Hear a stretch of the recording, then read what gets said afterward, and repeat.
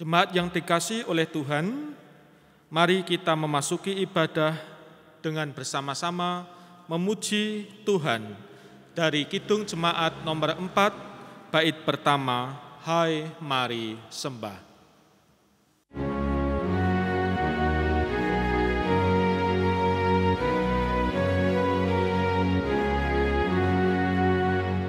Hai mari sembah yang maha besar, nyanyikan syukur dengan bergema, perisai umatnya yang maha besar, mulia namanya, tatanya megah.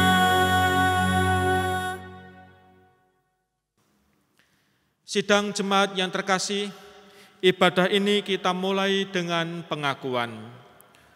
Pertolongan kita adalah dalam nama Tuhan yang menjadikan langit dan bumi.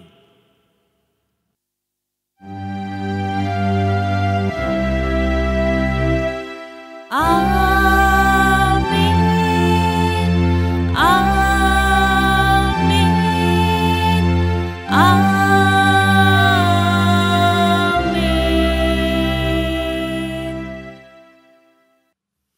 Kasih karunia dan damai sejahtera dari Allah, Bapa kita, dan dari Yesus Kristus menyertai saudara sekalian.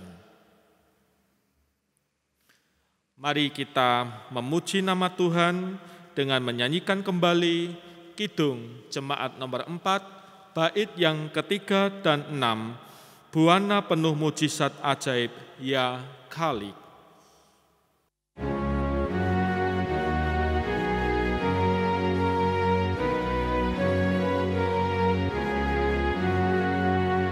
Buana penuh mujizat ajaib, ya Khalik, Engkau membuatnya baik, Engkau memisahkan daratan dan laut dengan kuasa firman, besarlah Engkau, ya Maha Besar, kekal kasih-Mu, malaikat memberi pujian merdu, pun kami makhluk-Mu kecil dan lemah, mengangkat pujian serta menyembah.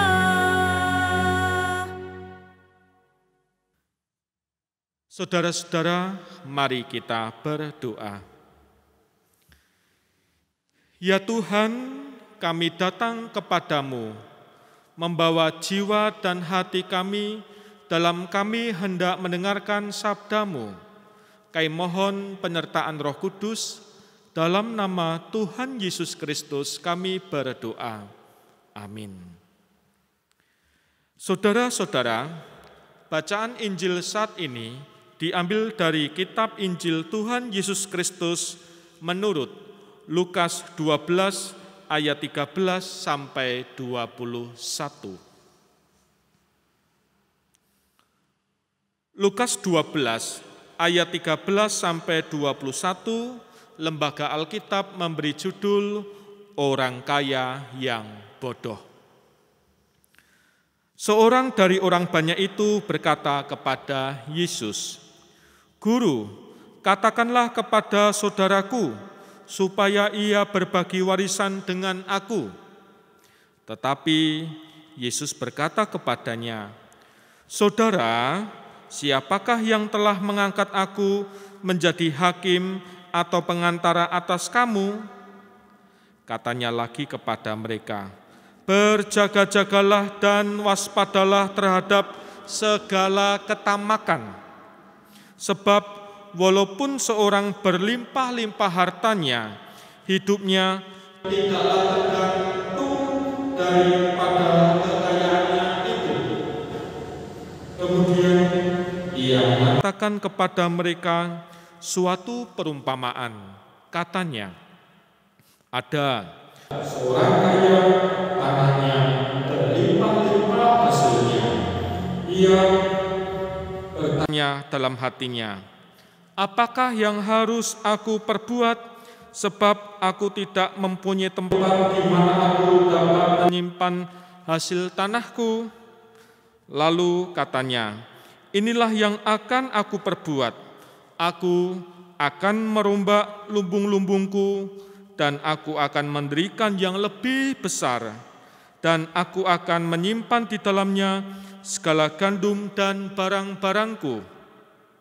Sesudah itu, aku akan berkata kepada jiwaku, jiwaku, ada padamu banyak barang, tertimbun untuk bertahun-tahun lamanya. Beristirahatlah, makanlah, minumlah, dan bersenang-senanglah." Tetapi firman Allah kepadanya, "Hai engkau yang bodoh, pada malam ini juga jiwamu akan diambil daripadamu, dan apa yang telah kau sediakan untuk siapakah itu nanti?" Demikianlah jadinya dengan orang yang mengumpulkan harta bagi dirinya sendiri, jikalau ia tidak kaya di hadapan Allah. Demikianlah Injil Yesus Kristus. Yang berbahagia ialah yang mendengarkan firman Allah dan yang memeliharanya. Terpujilah Kristus. Haleluya.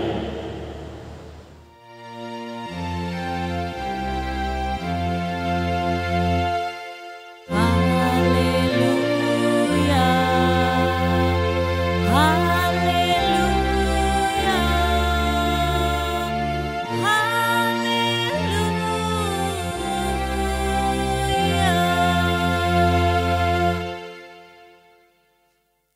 Saudara-saudara yang dikasihi oleh Tuhan, pada minggu ini kita akan memfokuskan pada bacaan Injil dari Lukas 12 ayat 13 sampai 21 tadi, dengan tujuan agar kita sebagai jemaatnya menjadikan Tuhan sebagai andalan utama dalam hidup.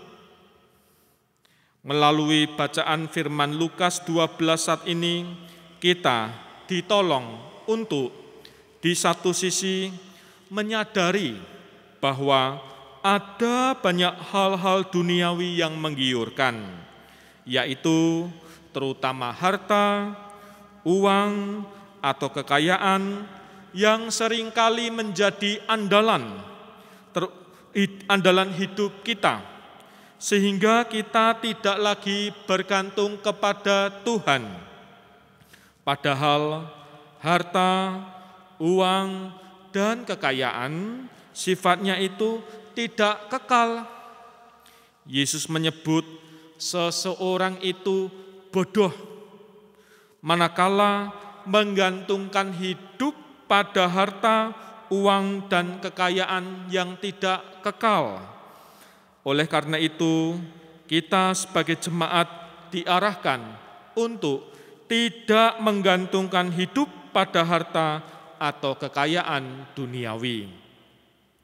Lalu di sisi lain, kita sebagai jemaat didorong untuk menjadi kaya di hadapan Tuhan. Harta, kekayaan boleh dimiliki sebagai sarana hidup, tetapi bukan tujuan hidup. Harta, kekayaan duniawi tidak bisa menjadi sandaran jiwa dan penjamin keselamatan. Hanya Tuhan yang mampu menjamin keselamatan jiwa kita manusia. Oleh karena itu, hanya Tuhan yang layak menjadi andalan utama bagi hidup kita sebagai manusia. Saudara-saudara, Lukas 12 ayat 13 sampai 21 ini menceritakan ada orang yang bersengketa tentang warisan datang kepada Yesus dan minta Yesus membantu supaya saudaranya mau berbagi warisan dengannya. Jadi Yesus tiba-tiba diangkat menjadi hakim warisan. Nah, agaknya Yesus mensinyalir bahwa dalam diri orang tersebut dikuasai oleh roh ketamakan terhadap harta dan kekayaan. Maka Yesus memanfaatkan kesempatan ini untuk mengajarkan sikap orang yang benar terhadap harta duniawi. Yesus memakai sebuah perumpamaan tentang orang kaya yang bodoh. Orang tersebut kaya raya, hartanya berlimpah-limpah, tetapi semua itu dinikmatinya sendiri.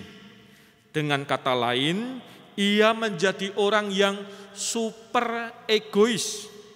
Selain egois, orang kaya itu juga mengandalkan kekayaannya untuk sandaran jiwa dan keselamatannya. Ayat 19 menunjukkan hal tersebut.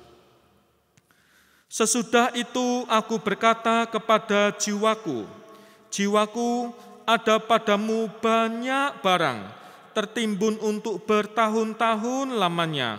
Beristirahatlah, makanlah, minumlah, dan bersenang-senanglah. Lukas 12 ayat 19. Namun malam itu juga nyawa orang itu diambil oleh Tuhan dan orang kaya itu mati. Maka sia-sialah semua kekayaannya, sia-sia harta, kekayaan berapapun banyaknya tidak bisa dibawa mati dan tidak bisa menyelamatkan jiwanya. Itulah sebabnya Yesus menyebut orang kaya tersebut bodoh. Kita semua juga akan disebut sebagai bodoh kalau hidup kita hanya mengandalkan diri pada kekayaan duniawi yang tidak kekal. Karena hidup kita hanya akan berakhir sia-sia. Sehubungan dengan hal itu, maka Yesus mengajarkan agar kita menjadi kaya, tetapi kaya di hadapan Allah. Kaya di hadapan Allah, bagaimana itu? Kaya di hadapan Allah artinya hidup hanya bergantung kepada Allah, sehingga hidup kita tidak sia-sia karena Allah dan kasih-Nya kekal adanya. Di sisi lain, orang yang kaya di hadapan Allah adalah orang yang mau berbagi dengan sesamanya. Meski dia tidak kaya menurut ukuran dunia, namun ia peduli dengan kesengsaraan sesamanya. Dan jika punya harta, maka ia tidak untuk dinikmati sendiri. Orang kaya di hadapan Allah mengaku bahwa kekayaannya yang dimiliki itu berasal dari Tuhan, maka dia pun siap menggunakannya seperti yang Allah kehendaki. Kekayaannya juga untuk mengabdi kepada Tuhan, sebagai wujud ucapan syukurnya atas berkat kekayaan yang diterimanya. Dengan demikian, orang kaya yang seperti itu akan tetap rendah hati, jauh dari kesombongan, dan jauh dari ketamakan. Jemaat yang terkasih, di dalam hidup kita ini, uang dan harta Memang kita membutuhkan, bahkan boleh kita miliki. Tidak ada yang melarang. Menjadi kaya itu juga tidak dilarang oleh Tuhan. Jadi Tuhan tidak melarang dan tidak menghambat umatnya untuk menjadi kaya. Karena memiliki banyak harta atau harta benda dunia, kita tahu tokoh-tokoh di Alkitab seperti Abraham, Daud, Salomo, Yusuf, itu adalah contoh orang yang diberkati Tuhan dengan kekayaan yang luar biasa. Jadi, menjadi kaya itu boleh-boleh saja. Lalu apa yang tidak boleh? Yang tidak boleh adalah kalau orang begitu kepingin kaya, lalu melupakan segala sesuatu yang lain. Dia lalu lupa kesehatannya sendiri, lupa dengan keluarga, lupa gereja, bahkan ia lupa kepada Tuhan. Ia pun menjadi orang yang egois, lalu tamak, lalu menghalalkan segala cara, menghalalkan etika demi uang dan harta yang banyak. Nah, itulah yang tidak boleh. Kalau harta, uang dijadikan pujaan, dijadikan andalan, atau Tuhannya, tempat ia menggantung segala sesuatu, ini adalah salah. Mengapa salah? Sebab uang, harta benda dunia itu hanya alat saja, sarana untuk hidup, bukan tujuan atau andalan utama. Saudara, uang, harta itu sesuatu, tetapi bukan segala-galanya. Ia bisa menjadi pelayan yang baik kalau kita menguasainya. Tetapi uang harta adalah tuan yang jahat. Dia jahat kalau kita dikuasainya, kalau kita menjadi budak uang atau budak kekayaan. Hal itulah yang membuat seseorang lalu menjadi tamak. Sidang jemaat yang terkasih, sayang sekali pada zaman sekarang ini godaan materi begitu luar biasa. Banyak orang sudah dikuasai oleh ketamakan, menggantungkan hidup pada harta dan uang, memuja kesenangan materi, hingga Tuhan pun dilupakan. Yesus mengingatkan kita semua, berjaga-jagalah dan waspadalah terhadap segala ketamakan. Saudara, mari kita mengingat selalu bahwa kita dilahirkan telanjang dan akan mati pun nanti juga dengan telanjang. Harta, kekayaan, sebanyak apapun tidak akan kita bawa mati. Oleh sebab itu, jangan sampai kita hanya menjadi orang yang kaya harta dunia, tetapi tidak kaya di hadapan Allah. Kaya materi tidaklah masalah, tetapi harus tetap kaya di hadapan Allah.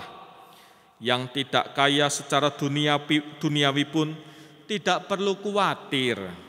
Yang penting tetap kaya di hadapan Allah, menjadikan Allah sebagai andalan utama dalam hidup.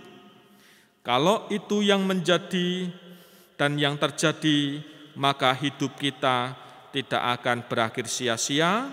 Semoga Roh Kudus menolong kita agar selalu menjadikan Tuhan sebagai andalan utama dalam hidup kita. Amin. Kita masuki saat teduh.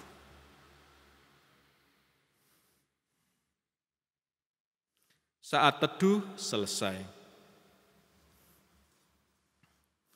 Jemaat diundang bangkit berdiri Marilah sebagai bagian dari umat Tuhan di dunia dan di segala zaman, kita mengingat dan menegaskan kembali iman kita dengan mengucapkan ulang pengakuan iman rasuli bersama-sama. Aku percaya kepada Allah Bapa yang Maha Kuasa, Khalik langit dan bumi, dan kepada Yesus Kristus, Anak yang tunggal Tuhan kita, yang dikandung daripada Roh Kudus, lahir dari anak darah Maria, yang menderita di bawah pemerintahan Pontius Pilatus, disalibkan, mati, dan dikuburkan, turun dalam kerajaan maut.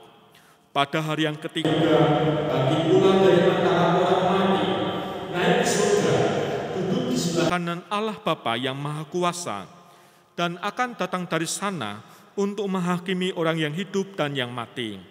Aku percaya kepada Roh Kudus, gereja yang kudus dan am, persekutuan orang kudus, pengampunan dosa, kebangkitan daging, dan hidup yang kekal. Amin. Silakan duduk. Mari bersama-sama kita berdoa. Ya Tuhan, kami datang kepadamu, membawa segala doa dan permohonan. Kami serahkan keluarga kami satu persatu, dimanapun mereka berada, baik orang tua kami yang sudah kasepuhan, yang sudah jompo, yang sudah pensiun, apapun keberadaannya, secara jasmani mengalami kemunduran, sakit penyakit mendera, kiranya Tuhan kuatkan dan Tuhan tabahkan hati orang tua kami. Anak-anak kami yang sudah memasuki masa sekolah, menyelesaikan tanggung jawab akhir, mengerjakan skripsi, ataupun yang sekarang berjuang mencari pekerjaan, pergumulan dalam jodoh, dan yang sudah berumah tangga, Tuhan berkati satu-satu. Ya Tuhan, pada saat ini kami melakukan keberadaan gereja-Mu GKJ Kutarjo, berkatilah umat dan seluruh jemaat, sebagai pendeta, penatua, dan diaken.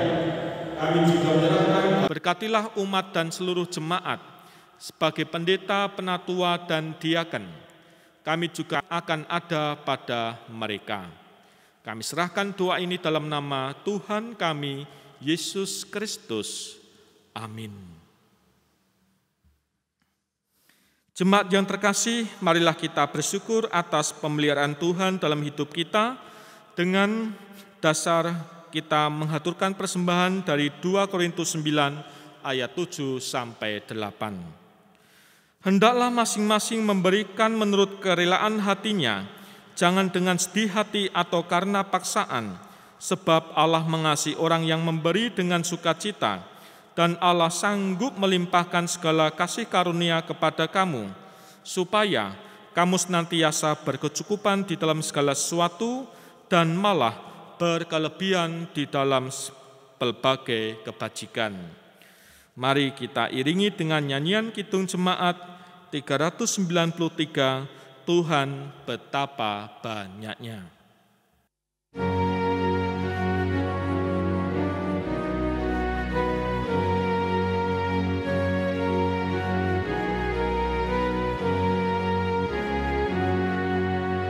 Tuhan betapa banyaknya berkat yang Kau beri.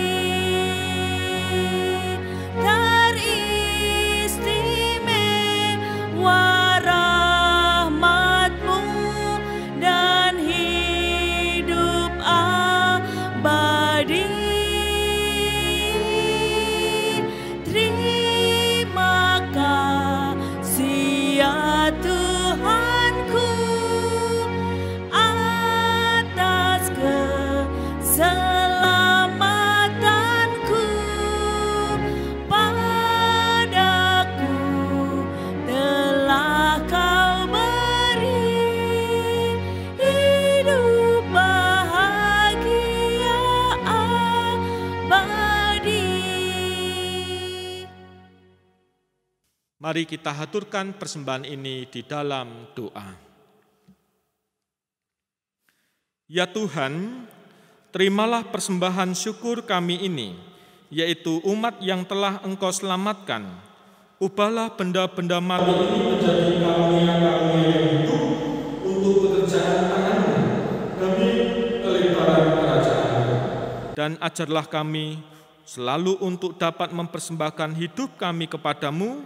Kami berdoa di dalam nama Tuhan Yesus yang telah mengajar kami berdoa. Bapa kami yang di surga, dikuduskanlah nama-Mu, datanglah kerajaan-Mu, jadilah kehendak-Mu di bumi seperti di surga.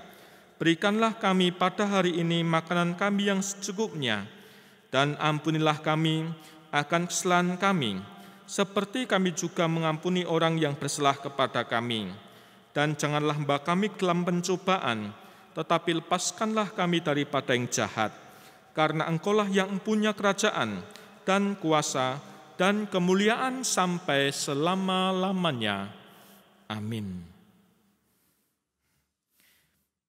Kita nyatakan nyanyian pengutusan Kidung Jemaat nomor 407, Tuhan Kau Gembala kami.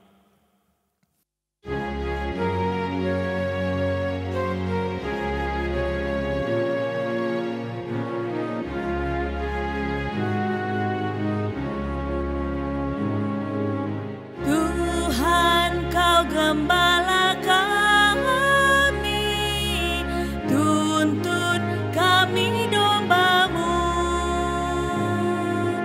berilah kami menikmati